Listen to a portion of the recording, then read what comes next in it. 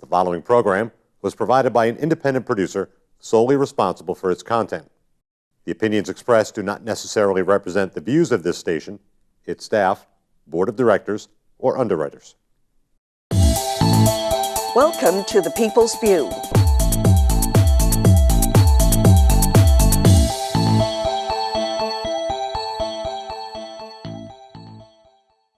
Hello, I'm Carl Seidel, host of the People's View.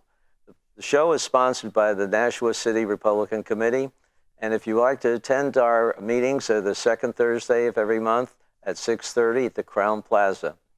And if you want to find out more about our organization, you can go to nashuagop.org to see our website and learn about the events that we have.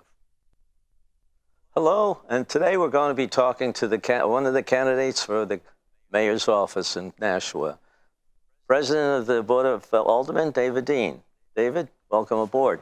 Thank you. How you doing, Carl? Okay. Good to see you again. Nice. Yeah, and we're going to talk a little bit about running of the Board of Alderman and why you think that really helps you as a strong candidate for mayor. Well, I'll start off by saying, my colleagues have elected me as board president this term, and things have been running smoothly. Mm-hmm. I have the ability to get everybody to work together. We've had pretty efficient time with our two operating budgets under my leadership.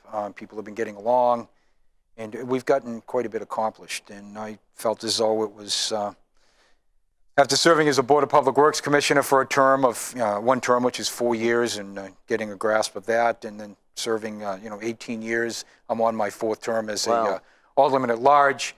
I figured it was, my time to step up and bring it up another notch, and I decided that, I was going to run for mayor. So I put my best foot forward. I've been working with a select group. I didn't form an exploratory committee. I wasn't in the need of 70 to 100 people convincing me or helping me lean towards whether I was going to run or not. I had a conversation with a select few, and I moved forward from there. Well, the process for the budget this year did seem to go quite smooth, and there was only one little glitch in the end result, and you got a budget. Yeah, we struggled. The mayor brought in an operating budget, which is about $110,000 under our spending cap limitations, and the one change that was made was a first-year officer for the police department, which to the tune of about $55,000, but.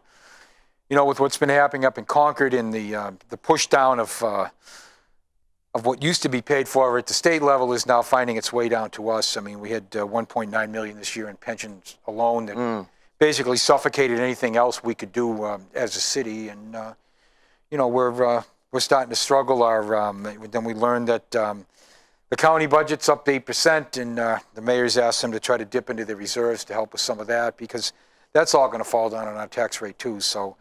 Everybody struggles and a little bit. Yeah, well, they did give you the $1 million they took out of their surplus fund, so right. It's down to 6%. So, and it's still 6% is. Well, 6%. Don't forget that's a smaller budget than yours too. Right. So right. it's a smaller number, and this is only 1 year because, as they explained it to us, 3% of that 6% is due to the fact that there's an extra week in this budget. An extra pay period, I should say. The extra week. Yeah, it comes every so many years. Every 10th leap year, right? Yeah, we get something that extra like week, that. Whatever it is, but anyway, that's the way they read it, and hopefully that they'll keep the budget down, because I understand the one before was also a fairly high budget. Yeah, and it's all trickled down on us. Right. I mean, you look at anything in Concord, and you would hope the folks up in Concord that are elected to represent us. Everybody else understands that when you look at Nashua holds the state up on the underside in a big way. Mm-hmm. You look at the revenues that are generated from the city of Nashua that go to the state. It's huge. Mm-hmm. So I hope people remember that when they're looking at some of this downshifting of the cost. Well, we got some of that stuff back for you too, where you're getting a little bit more on meals and in room. Yeah, but that cut a number of years ago. Yeah. When that went away, then the gas tax money, they passed that. We were supposed to get some of that. That went away. It's just unfortunate what's happening. But, at our local level, we have to understand, our outside of our motor vehicle registration, which is between 10 and 11 million dollars a year. Yeah. Our revenues are that are generated through tax dollars. So I mean, we have to understand the services that are provided to our citizens, what they want to see, what those cost drivers are, and what sort of a community we want to live in. Well, you got a nice community here, and I think you got some good ideas that come. What do you think you're going to be able to do as mayor to generate more visitors or whatever you want, more action in the city? I think my campaign is my sole focus, real focus is on our infrastructure. We struggle in that area. We don't take care of things. We don't fund for depreciation or amortization per se. For instance, we have a Broad Street Parkway that's an $80 million project. It hasn't opened yet. They're looking at maybe late fall. I don't think that's going to happen because of some of the delays with the pilings for the bridge. But there's not a dime put away for maintenance, maintenance. And we're going to, when that's completed, that's the city's responsibility. And so there's, and it's depreciating now, even though it's not being used. Yeah. We have a habit of building a lot of things and then not taking care of them, cutting ribbons and walking away. What I want to do and what I want to focus on is a formalized maintenance plan citywide. And I think it's important to get everybody together on this. I mean, we have a capital equipment reserve account where we've been replacing our vehicles. We've kept up with that. Although our fire department, we've been bonding those vehicles because of the cost of them. The rest of the vehicles, citywide for police and school and fire and public works, we've been purchasing those without borrowing the money to do so, which is good. But when you look at our infrastructure needs, they're huge. I mean, we have 1,338 public streets in our city, with 303 miles of roadway that needs to be paved. We have $2 million to pave with, which is nothing. No. When you look at the depreciation of our streets, and not only our streets, it's the infrastructure below. We have a 30% failure rate right now with our sewer system. We're doing massive upgrades. We had 2 bonds come in last night for headworks design, totaling close to $13 million for 2 projects at our wastewater treatment facility that are being bonded currently. And when you look at the infrastructure that carries our wastewater down to our plant, that's got some problems as well that have to be addressed. I mean, it's not all the fluffy things that people want to see, but when I've been out talking to a lot of folks, and what I hear from a lot of people is they have concerns about their streets, their sidewalks, crime, fire protection. They want to have their streets plowed, their trash picked up. They want their sewer system to work properly. I mean, it's the basic things. They want their children educated. I mean, so my theme has been, it's just back to the basics. Start putting a formalized maintenance plan together. Let's start appropriately funding these items and taking care of what we own, because we don't do that. We're spending millions of dollars downtown. There's no real formalized maintenance plan to take care of that. And my plan down the road is, if elected, is to put a plan together, work with the Director of Public Works, work with the Board of Public Works, and put a plan together, put some staff down there and start taking care of what we own. Too often we just let everything go to hell in a handbasket. Maintenance in the long term pays off. Right, absolutely. If you it's like anything else. I mean, if you don't take care of what you own, in the end, it's going to cost you a lot of money. So it's important. The other problems that we have is we see an upswing in drug abuse. We have not only Nashua, but the state, but the country has a huge heroin problem that we have to deal with. Has the drug court helped out at all down Well, there? now they're closing one, from what we were told last night. Really? Yeah, that we were told. Alderwoman Brown, who was a servant up in Concord, is an honorable member of our House, stated that one of the drug courts is closed. So, but the problem we have with the narcotic issues in our city is, I mean, it drives crime. People need money to feed their habit, and it's driven by crime. I think Representative Brown might talk about the turning down of the one in Manchester. Well, that's what happened. But this one, as I understand, is on a federal grant. Well, that's what I understood last night from what she had to say. I could be incorrect, but I will look further into that. But we have to work with our police department to make sure that they're given the tools to take care of some of these problems, because it's a big problem. Definitely. It's a big problem. We have to, you have to, you can look at the resources that we give to our police department. I have a good relationship with our police department, but I'm not down there telling them how to distribute the resources and how to fight crime. That's why they're employed here, and we have some very talented people here, and they're starting to put a dent in some of the problems we have. But it's the new important. police chief is relatively new. Is he? Chief Lavoie. Yeah. Does he have some ideas he wants to implement over the next year? Or is he trying to figure it out still? They're working to figure it out. Like I said, it's not that I walk away from a problem, but when I look at law enforcement, we hire, as far as I'm concerned, we have a hiring process in place. The candidates are well vetted. You look at the amount that come in, we'll get, say, 400 or 500 people. By the time we go through that process, we might end up with 3 or 4 candidates at the end. Yeah. So we make significant investments in our offices. That's been a bone of contention with some of my colleagues about some of the contracts. But when you're spending $100,000 to educate a police officer, are you going to shortchange him on a pay raise and have him pick up and go somewhere else? Yeah. Yeah. So, I mean, that $100,000 will leave. And that's right. And not only that, if you don't have a good police department, your right. people are going to leave. Right. When I first got on the Board of Alderman, I've sat on the Finance Committee for quite some time now, and we were always settling lawsuits. And a lot of them were predicated on things that shouldn't have been done to other people that were, part of settlements through the agency. Yeah. And when the hiring process changed, and the candidates were better vetted, then those problems went away. So, it was a good thing. But, it's really time for us to start, as my campaign is rolling out, is to look at, taking care of what we own, taking care of our infrastructure, and getting back to the basic needs of our community. What about growing the city, growing the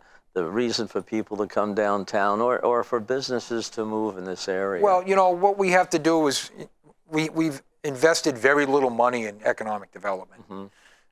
And, you hear and you see about, this mill yard and how it's going to generate all these, businesses. And, there was a little bit of interest in the recent bus tour they had down there. But when that parkway was initially being brought forward with a bond resolution, I had put a piece of legislation in asking for an economic feasibility analysis on the parkway.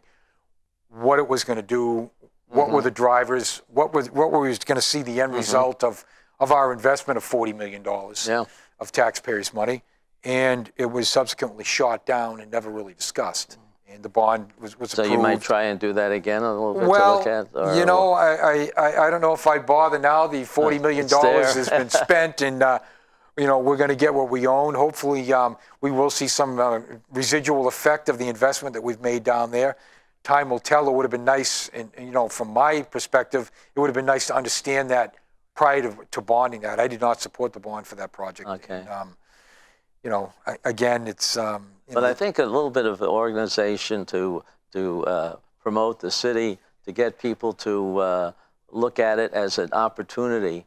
I mean, I understand a couple people that went on that bus tour thought it was good, and they had some ideas. I see that somebody's purchased that old courthouse over there. Yep. And Rob Parsons purchased that. He has an interest in doing something with that. Yeah. There has, I guess when you look at the city worked with the chamber on this Dare to Begin, and the former chamber president considered it a failure. There's a bone of contention about the way the contract was let, how people were dismissed and others were hired, which violated city ordinance. And, when you look at these branding initiatives, the net effect of a branding initiative doesn't happen overnight. Oh. Doesn't happen in 12 months. And for someone to consider it a failure after less than a year of it being out there, I kind of question why someone would do that. I mean, the research that I've done on it and how I understand it is sometimes it takes 3 to 5 years to start generating, return on investment of the branding initiative. So I would hope that, they continue to use it. I know Tom Galligani, our economic development director, is continuing to use it. The mayor continues to use it. It's part of our website. So whether you agree with the process or agree with the initiative itself, we'll see what happens. But, Well, I don't know if you've looked into the history of the development of North Carolina and the Research Triangle. I happened to do that about 10 years ago when I was down in Texas.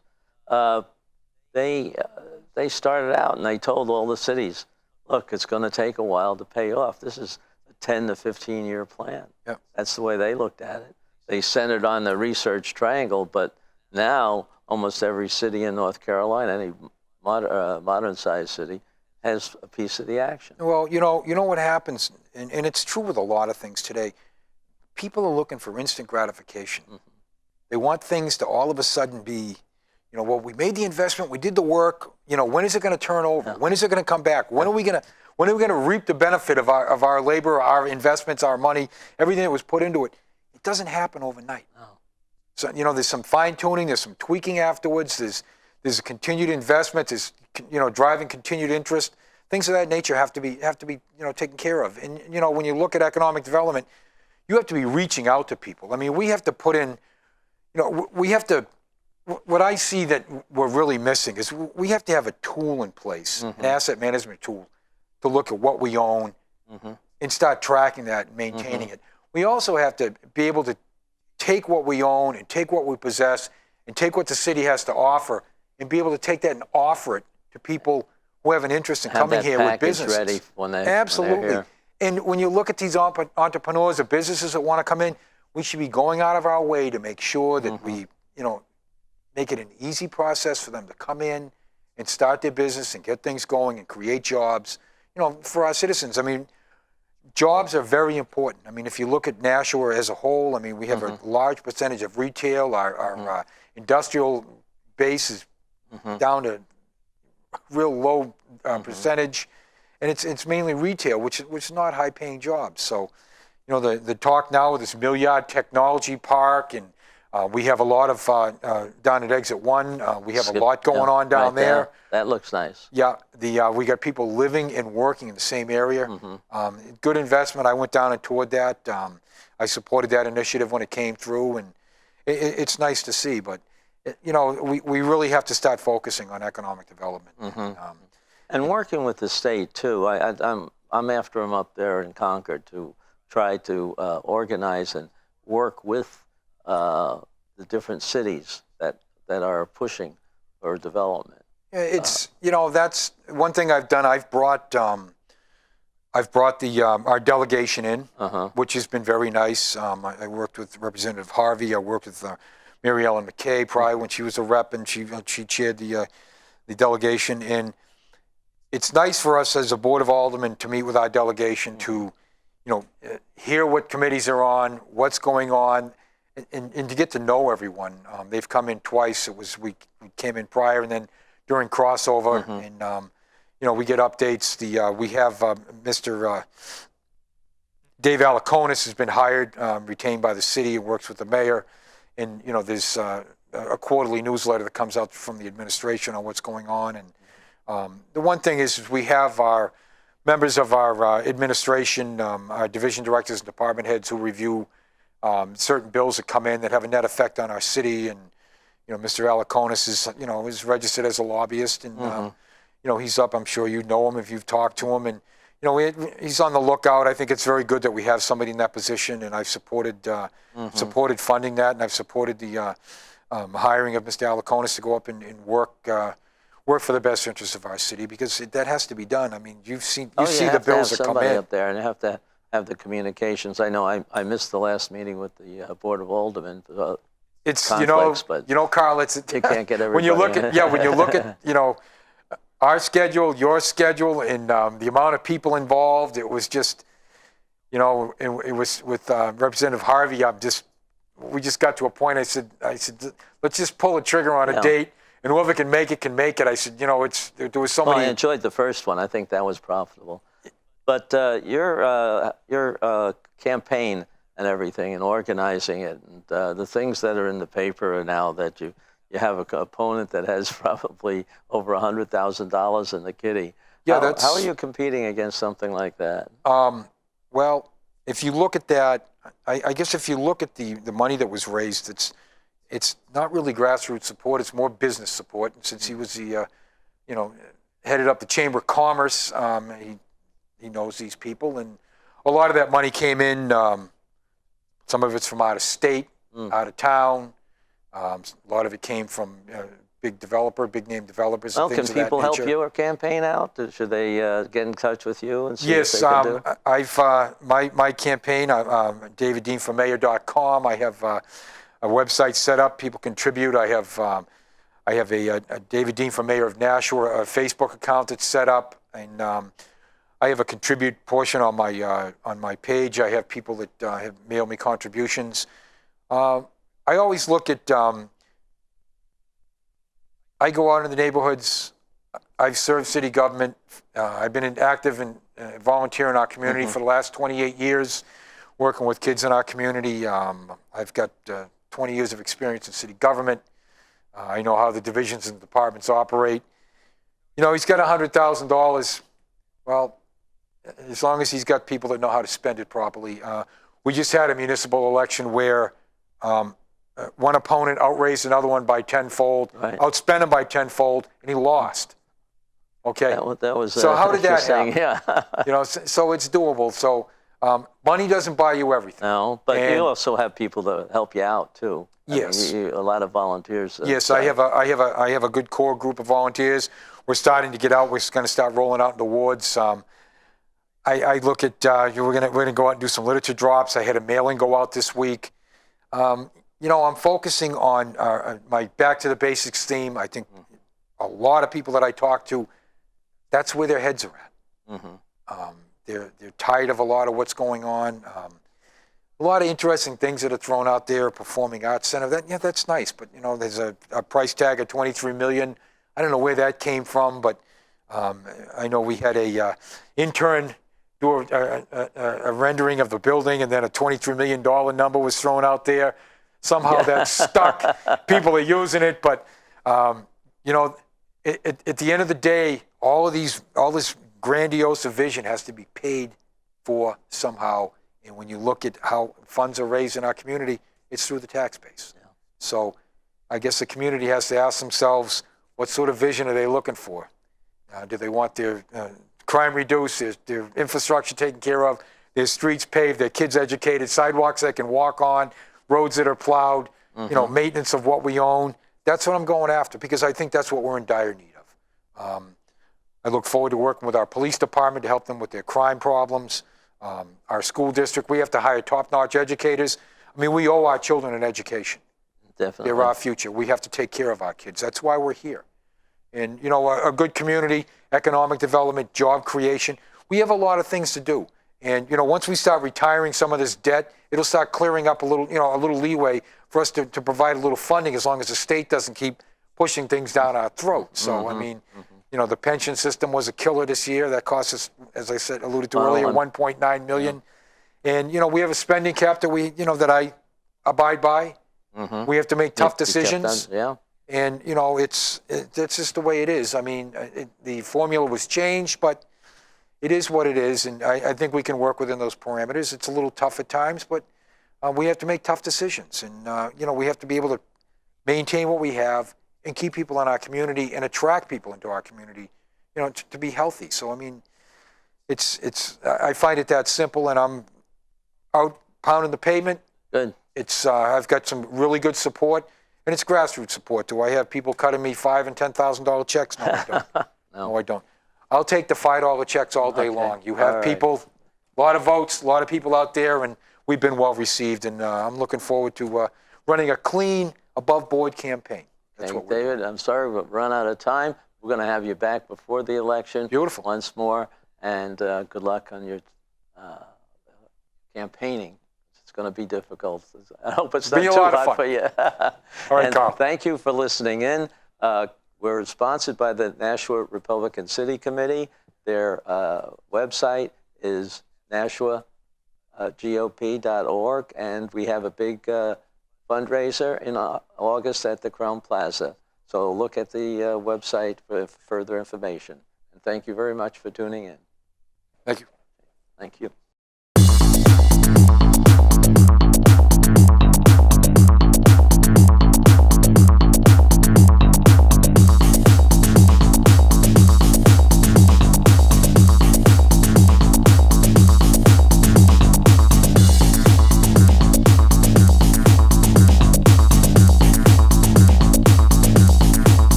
The preceding program was provided by an independent producer solely responsible for its content.